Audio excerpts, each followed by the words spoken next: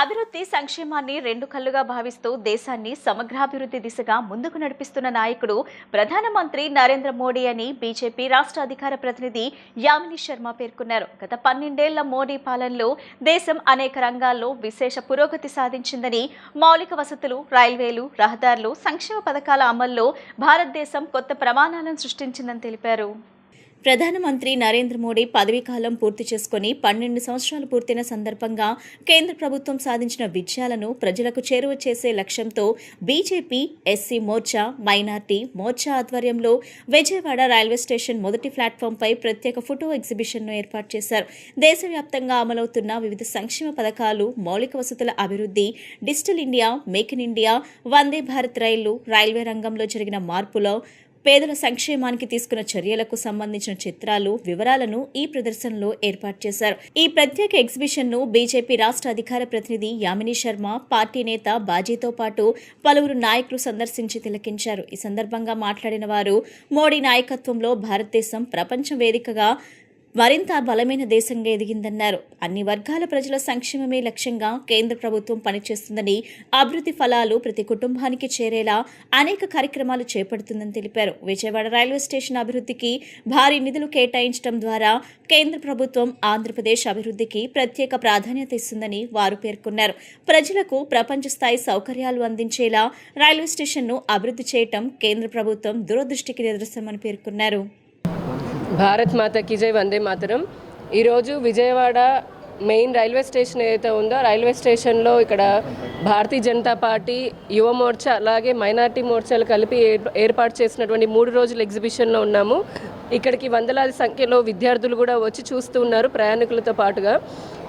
2014 తర్వాత 14 నుండి ఈ రోజు వరకు కూడా వరుసగా ప్రధానమంత్రి కార్యాలయంలో ప్రధానమంత్రిగా ఉన్నటువంటి వ్యక్తి 4,000 రోజులు పూర్తి చేసుకున్నటువంటి వ్యక్తి మన నరేంద్ర మోదీ గారు ఒక రికార్డు సృష్టించారు. ఇక సంక్షేమం, అభివృద్ధి రెండు సమపాలలో తీసుకొని వెళ్తూ అభివృద్ధిని చేస్తున్నటువంటి వ్యక్తి కూడా నరేంద్ర మోదీ గారు మనకు తెలుసు. ఈరోజు మనం ఉన్నటువంటి రైల్వే స్టేషన్ సంబంధించి నరేంద్ర మోదీ గారు కేంద్ర ప్రభుత్వము 940 కోట్లతోటి, గతంలో ఇక్కడ ఉన్నటువంటి వారందరికీ తెలుసు విజయవాడ రైల్వే స్టేషన్ ఏ విధంగా ఉండేది అనేది. కానీ ఈరోజు చూస్తే మనకి ఫుట్ ఓవర్ బ్రిడ్జ్లు కానివ్వండి, ఎస్కలేటర్లు కానీ ఇప్పుడు ఇంకా కొత్తగా బయట కన్స్ట్రక్షన్ అవుతున్నాయి. 9 సంవత్సరాల యొక్క విశ్వాసం, అభివృద్ధి, ప్రజా సంక్షేమం మీద నరేంద్ర మోడీ గారి యొక్క విజయాలని ప్రజలకు తెలియజేయాలనేటువంటి సంకల్పంతో పాటు ఏదైతే జంజీ యువతగా విద్యార్థి దశ నుంచి దేశం ఎన్ని మార్పులకు గురైంది, గత చరిత్రలో దేశం ఏమైంది, ఇప్పుడున్నటువంటి 12 సంవత్సరాల్లో దేశం ఏం సాధించింది అనేటువంటి అంశాల మీద అవగాహన కలిగించడం కోసం ఈ ప్రాంతాల్లో ఇటువంటి ఎగ్జిబిషన్ కార్యక్రమాలు నిర్వహిస్తున్నటువంటి మైనారిటీ మోర్చాకి, యువ మోర్చాకి మనస్ఫూర్తిగా అభినందనలు తెలియజేస్తూ ఉన్నాము. నరేంద్ర మోడీ గారి ప్రస్థానంలో జరిగినటువంటి శాంతి, అదేవిధంగా అభివృద్ధి, అదేవిధంగా దేశం దశ దిశల వికాసం కలిగేటువంటి అంశాల మీద ఇవాళ ప్రజలకి అవగాహన కలగడం అనేది అవసరం.